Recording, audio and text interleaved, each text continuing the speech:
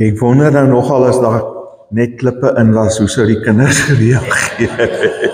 Ek moes dit eintlik gedoen het, hè? Nee, dis wreed.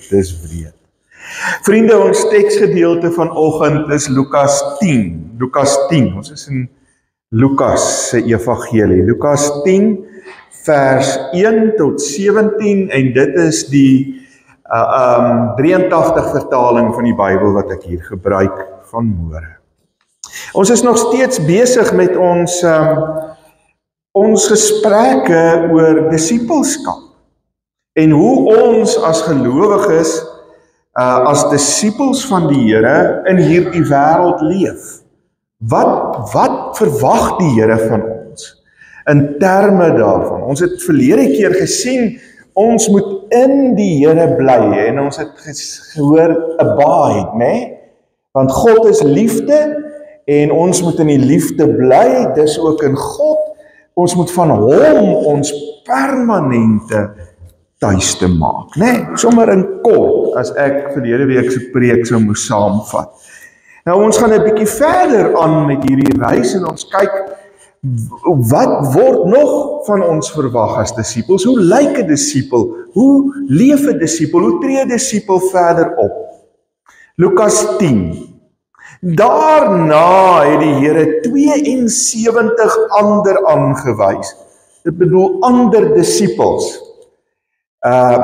Ek onderbreek myself net gou. Daar was nie net die 12 disipels nie. Jesus het baie meer disipels gehad, maar die kerngroep was die 12 gewees. So daar was ook ander disipels. 72 ander aangewys en hulle 2 voor hom uitgestuur na elke dorp en plek waarheen hy van plan was om te gaan. Hy het vir hulle gesê, die oes is groot, maar die arbeiders min. Bid dan die Here aan wie die oes behoort, om arbeiders uit te stuur vir sy oes. Gaan nou. Maar onthou, ek stuur julle soos lammers tussen wolwe in. Moenie 'n beursie of 'n reissak of skoene saamdra nie. En moenie langs die pad met groetery tyd verkwis nie.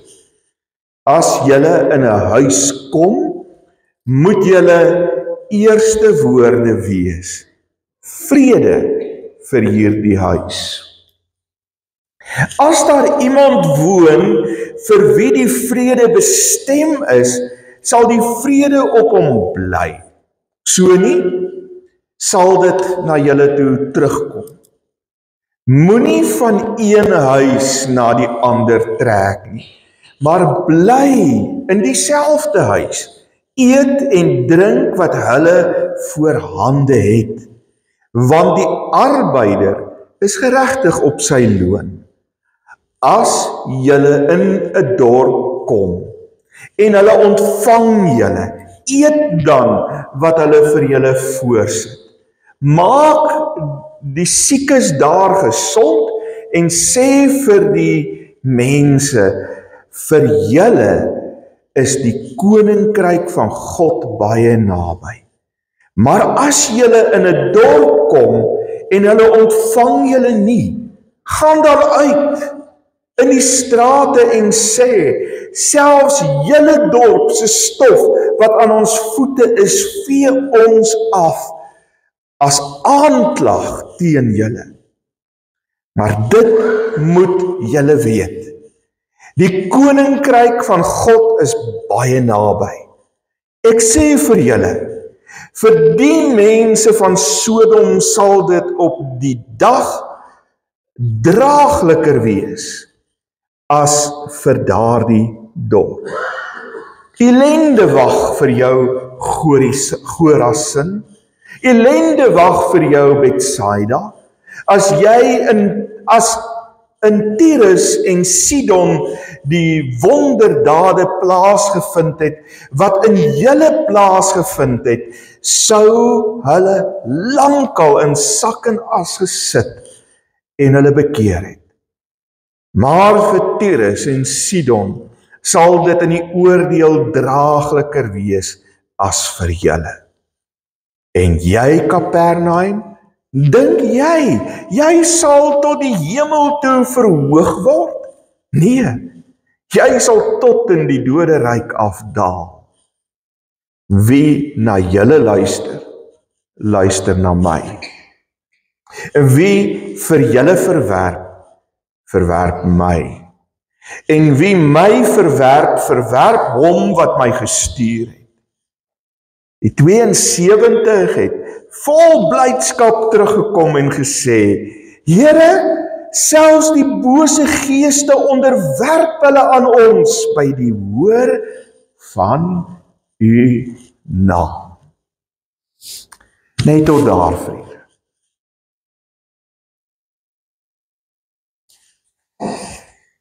Ek het nogal gewonder, en dit was deel van vanoggend se kinderoomblik ook gewees. Is ons as gelowiges regtig nog werklik kinderlik nuuskierig oor waarmee God in hierdie wêreld besig is? Is ons nog nuuskierig? Wil ons nog graag dit sien? Wil ons dit nog graag ervaar en beleef? Soek ons dit nog? Is ons soos daai kindertjies wat met Kersfees die geskenkies onder die boom gaan skud om dalk uit te vind wat binne-in is? Of het ek en jy so gemaklik geraak met hoe ons lewe is, dat dit nie meer regtig saak maak waarmee die Here in hierdie wêreld besig is nie. Of het dit dalk gebeur, liewe vriende, dat al die slegte nuus van oorloë en storms en klimaatverandering en aardbewings en oorloë, noem hulle op, ons so ontstel, dat ons nie meer vir God in ons daaglikse lewe, in die gewone van elke dag selfs, meer kan raak sien.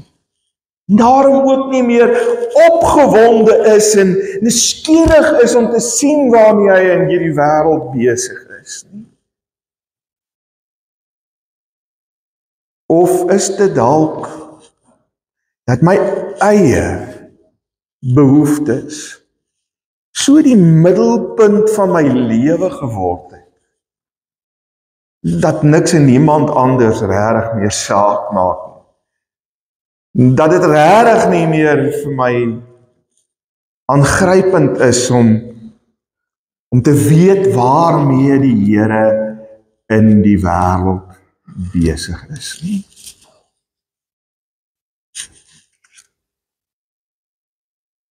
Ek het 'n gevaarlike stelling wat ek vanoggend wil maak. 'n baie gevaarlike stelling wat ek wil maak, en hoor my mooi, hoor my hart. Hier is die stelling. Die kerk van die Here Jesus Christus het sy fokus verloor op wat regtig belangrik is. En julle wat? Omdat ons fokus verloor het, omdat ons die vermoë verloor het om God raak te sien in die alledaagse, omdat ons opgehou het om nuuskierig en opgewonde te wees oor waarmee God in hierdie wêreld besig is. Dink ek loop die kerk van die Here Jesus leeg.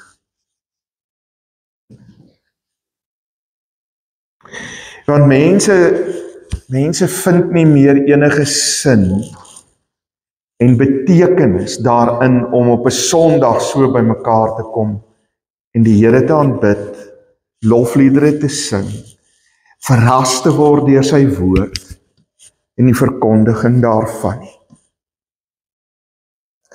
Dis asof ons nie meer verstaan wat ons doel is nie.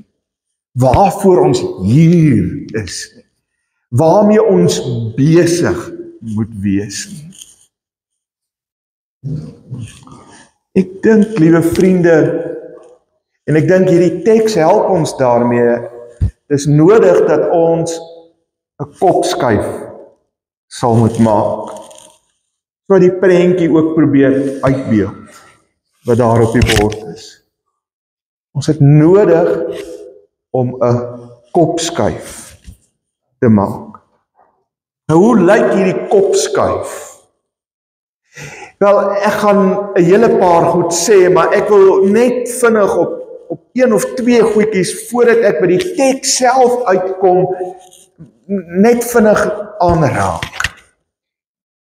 Ek dink die eerste kopskuif wat ons moet maak, is om weg te kom van die hele idee van lidmaatskap. Dat ek 'n papiertjie het, wat sê ek is deel van hierdie geloofsgemeenskap. Dat dit amper is soos 'n klap. Nee, ek het my klap lidmaatskap. Ek het 'n kaartjie wat sê ek behoort aan die golfklub van Pietermaritzburg. Sien waar hierdie tipe ding belangrik is, waar dit net gaan oor lidmaatskap, ek behoort iewers aan 'n klub, word my tyd opgeëis. En is die groot gesprek wat die hele tyd plaasvind binne so 'n geloofsgemeenskap, een van geld, getalle, geboue. Hoeveel mense is hier? Hoeveel lidmate het ons op ons lidmaatregister? Jong, hoe lyk ons finansies? Moet ons nie maar net aanhou spaar, sodat ons darm iets het om op terug te val. En wat van ons geboue? Hierdie goed neem uiteindelik die agenda van 'n gemeente heeltemal in beslag. Ons het die tweede ding wat moet gebeur is dat ons moet wegskuif van 'n idee van instandhouding, 'n instandhoudingsmentaliteit. 'n mentaliteit waarin ons net die hele tyd almal mooi netjies, gelukkig en rustig moet hou. Ons moet tog nie daai oom met die diep beursie kwaad maak nie, want dan gaan ons nie sy dankoffer kry. Al doen hy wat verkeerd. En al weet ek as dominee ek moet hom gaan aanspreek oor sy lewe. Maar oor dat ons moet oorleef, praat ons nie meer die waarheid met mekaar.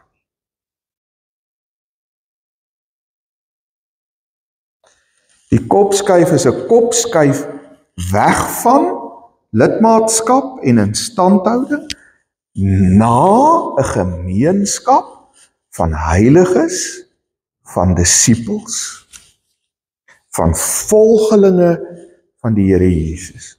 Volgelinge wat nuuskierig is oor wat God in ons omgewing besig is om te doen. Wat die hele tyd wonder en die hele tyd soek om God se hand iewers raak te sien en daarby aan te sluit waarmee God besig is. En kom ek sê sommer nou vir julle liewe vriende, partykeer werk die Here nie net deur die mooi en die goeie nie. Partykeer moet 'n oorlog uitbreek,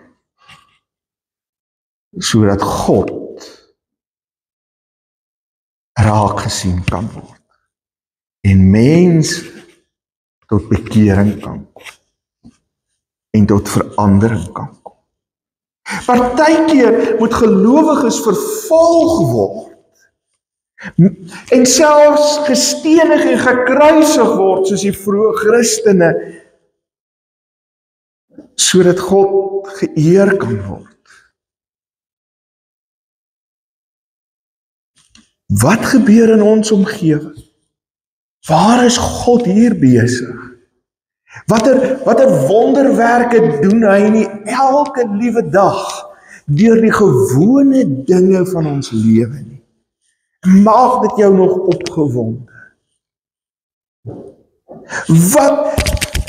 Ons moet 'n gemeenskap word wat weer eens deur hierdie evangelie, hierdie woord van God, so aangegryp word, dat ons hierdie boek dag en nag wil verslind, van die eerste tot die laaste bladsy. Wat moeite doen om God se woord te ken en dit deel van ons lewe te maak. Wat 'n passie het vir Jesus Christus en dit wat hy vir ons aan die kruis gedoen het. Vir wie God se opdragte 'n stuk trots en eer is om uiteindelik met toewyding te gaan uitvoer in hierdie wêreld. Dit lyk vir my, dis waarheen ons moet beweeg as ons 'n kopskuif wil maak. Kom ons kyk 'n bietjie na die teks, en in die teks gaan ons iets van hierdie kopskuif gaan ons raak sien, liewe vriende.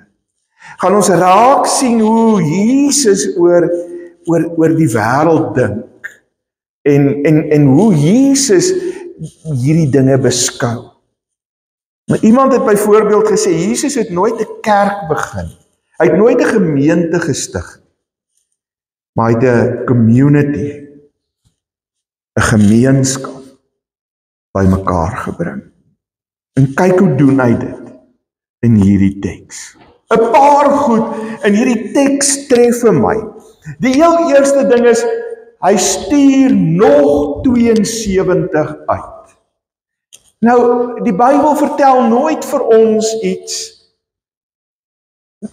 sommer maar net nie. Daar's 'n doel daar agter. So as daar vir ons staan, hy 72 uitgestuur, dan is daar 'n rede voor dat hy hierdie getal gebruik. En jy sien, wat vir my interessant is, die Jode het in daardie dae gedink dat daar eintlik net nog 72 groot stede in die wêreld is. Net 72. So hier word 72 mense gekies om uit te gaan na hierdie 72 plekke. Die plekke wat die teks sê, waarheen Jesus ook nog wou gaan. Hy stuur hulle vooruit om as ware die pad te gaan voorberei. Maar wat dit vir my sê is dat Jesus niemand wou uitsluit nie. Hy wou almal insluit. Elke liewe een. Dan staan daar, hy stuur hulle 2-2 uit. Die bedoeling daarvan is om te weet, ek en jy word nie alleen na hierdie wêreld toe gestuur nie. Ek hoef nie op my eie hierdie ding te gaan doen nie.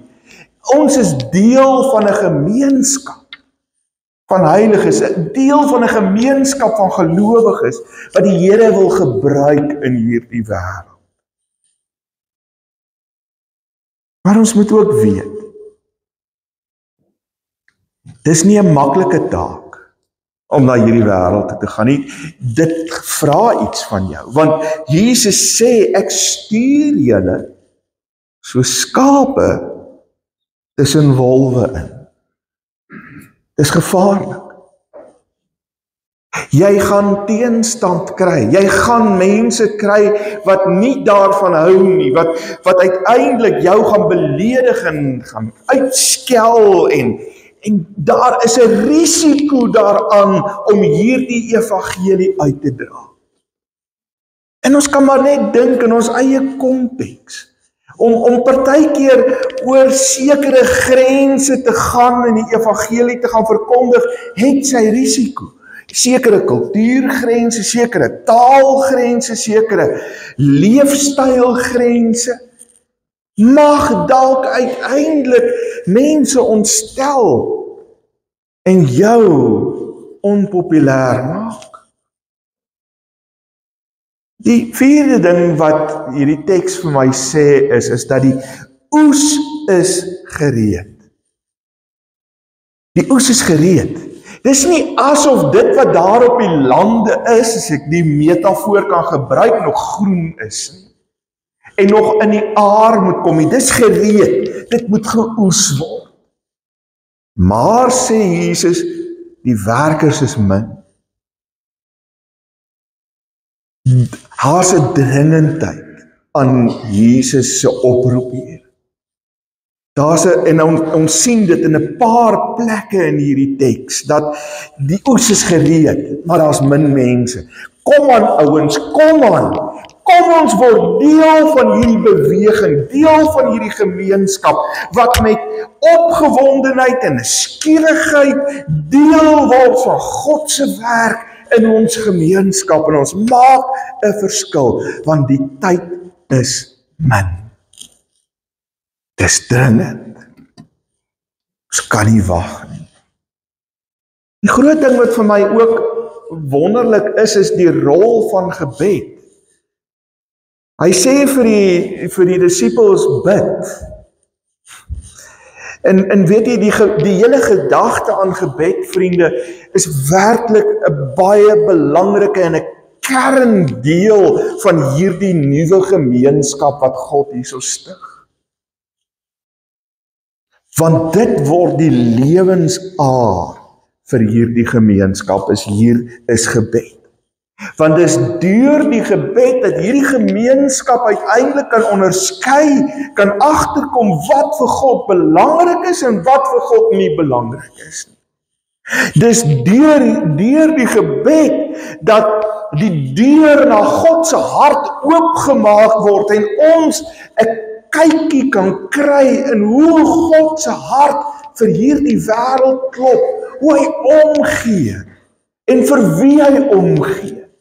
Wie vir hom belangrik is. Dit dui ook op 'n diep afhanklikheid.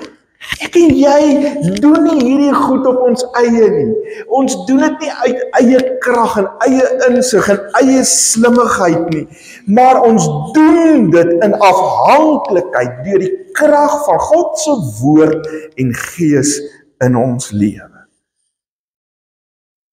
Dis nie ons werk nie, maar God se werk deur ons in hierdie wêreld.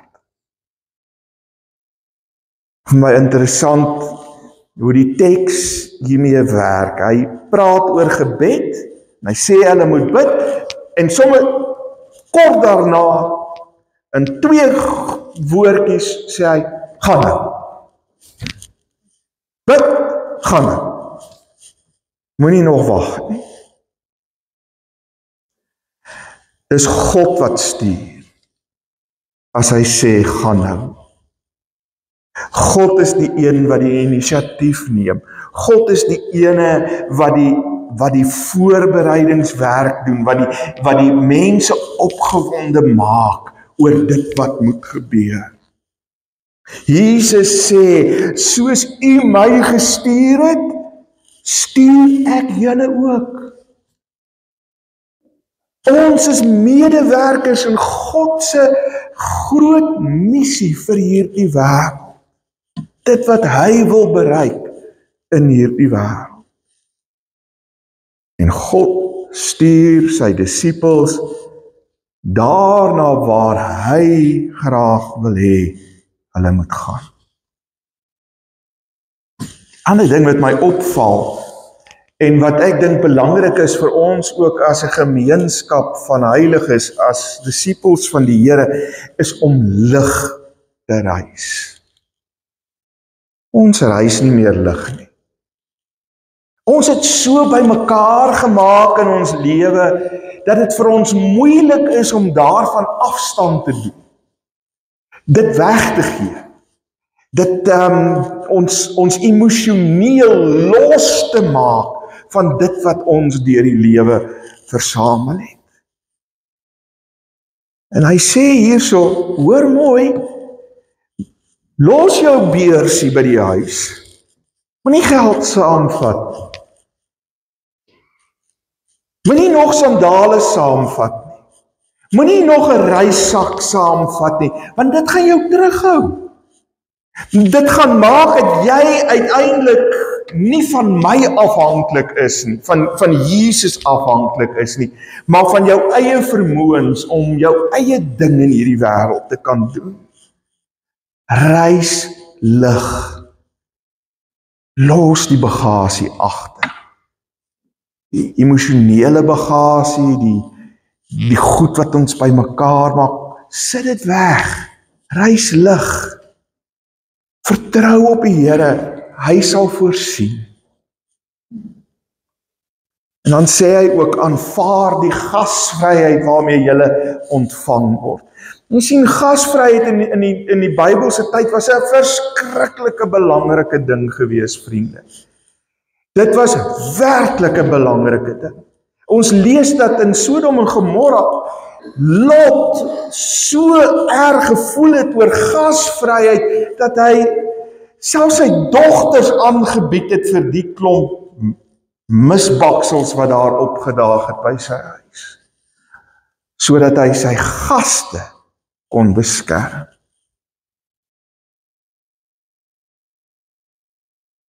Jy gaan nie noodwendig oral 'n oop deur kry nie.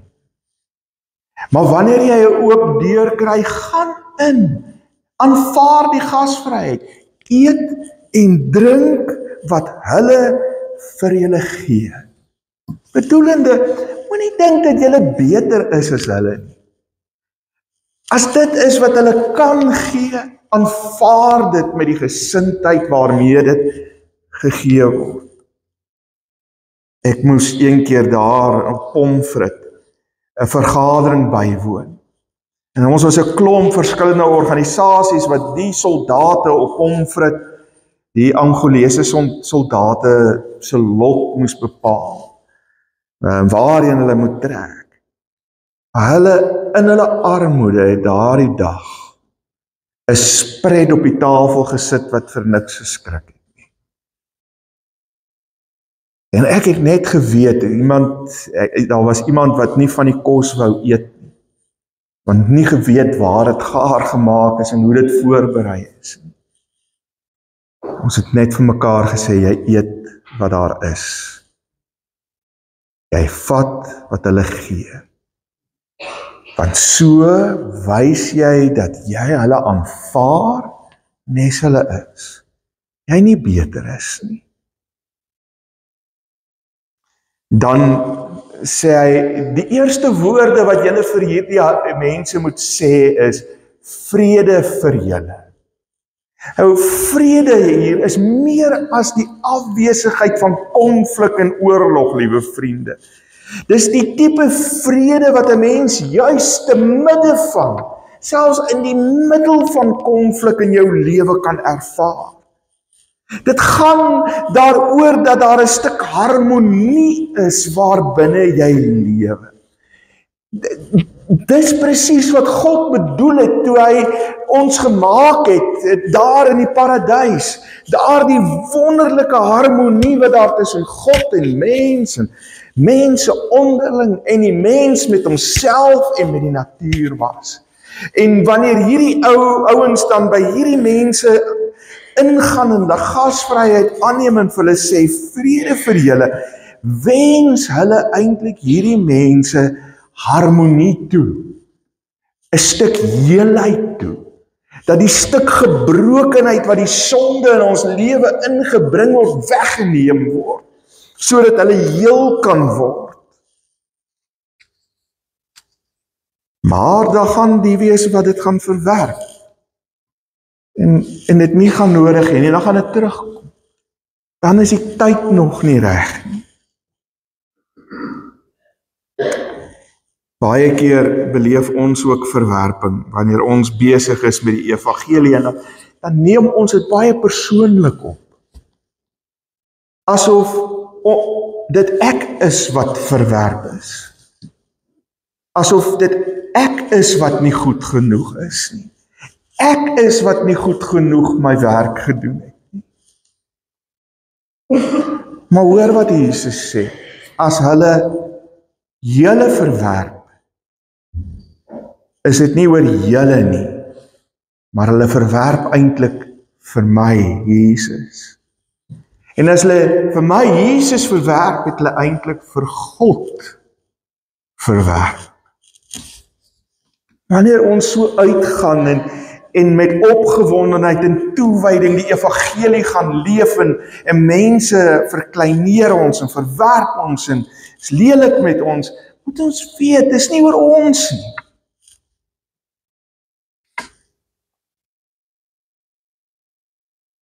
Wat ons wel moet weet, en wat hulle wel moet weet, is dat die koninkryk van God is naby. Die plek waar God in beheer is, die plek waar, in hierdie koninkryk is anders as die praal en pragt van 'n koningshuis. Ek het nou gekyk na die paus se inhuldiging, en dan staan ek verstom oor die pragt en die praal van hierdie institusie van die Romeinse kerk. En ek dink hulle mis die hele punt. Dit gaan nie daaroor nie. Hierdie koninkryk van God gaan oor weerlose diensbaarheid. Eenvoud. Mense wat lig reis. Wat afhanklik is van God.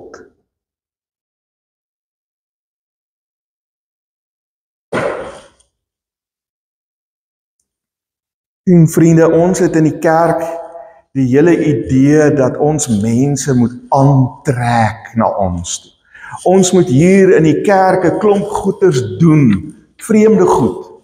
Wawiele maak en rookmasjiene hê en allerhande vreeslike harde musiek wat oorverdowend is en die ligte donker maak en ek weet nie wat alles nie, sodat die wêreld na die kerk toe kan kom. Ons praat van die aantrekkingsmodel. Maar ek lees nêrens in die Bybel van ons moet mense aantrek na ons toe. Ek lees wel in die Bybel van Jesus wat sê, soos die Vader my gestuur het, stuur ek julle ook.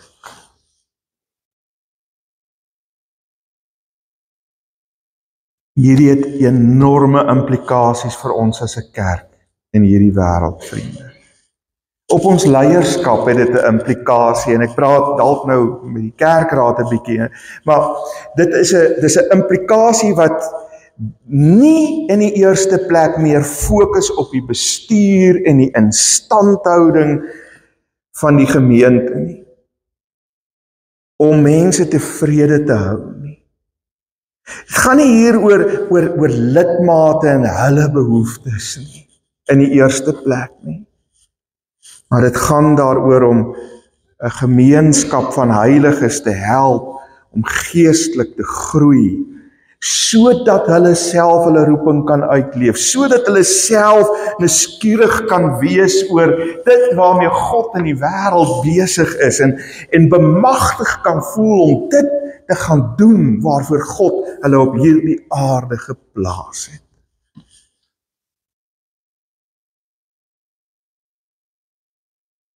Maar dit vra in die heel eerste plek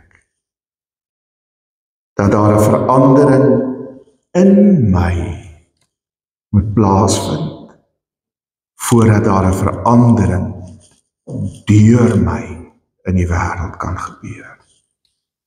God moet eers my aanraak, my opgewonde maak. Ja, daar is risiko's. Ja, daar is mense wat nie van dit gaan hou nie. Maar het julle gesien wat die resultaat was? En spite daarvan dat hierdie 72 die deur soms gewys is, en spite daarvan dat hulle die vrede wat hulle uitgespreek het weer teruggekry het.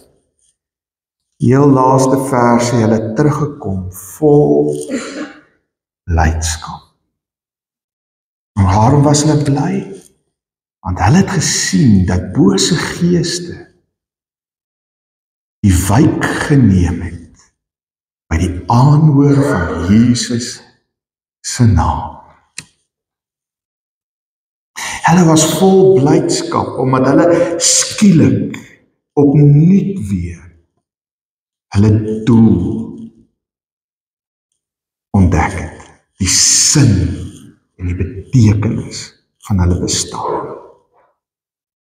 Mag ons ook, liewe vriende, as 'n gemeenskap van heiliges, gelowiges, disippels, noem ons wat ons wat ons wil, mag ons ook weer opgewonde raak, nuuskierig wees, om te weet waarheen die Here ons stuur, en wat in ons gemeenskap gebeur. Amen. Here, baie dankie vir u woord weer 'n keer, Here. En as 'n gemeenskap van gelowiges, as 'n gemeenskap van heiliges, wil ons voor u kom staan vanmôre, Here. En ons wil kom bid, kom verander ons. Kom maak ons van binne af nuut, sodat ons weer met opwinding en met nuuskierigheid die evangelie, die goeie nuus sal gaan leef. Nuuskierig sal wees om te weet waarmee u in hierdie wêreld besig is, Here. En om daarby aan te sluit, daarvan deel te word, omdat ons verstaan dat soos die Vader u gestuur het, u ook ons stuur. Ons bid dit in Jesus naam. Amen. Kom ons dien die Here met ons dankoffers.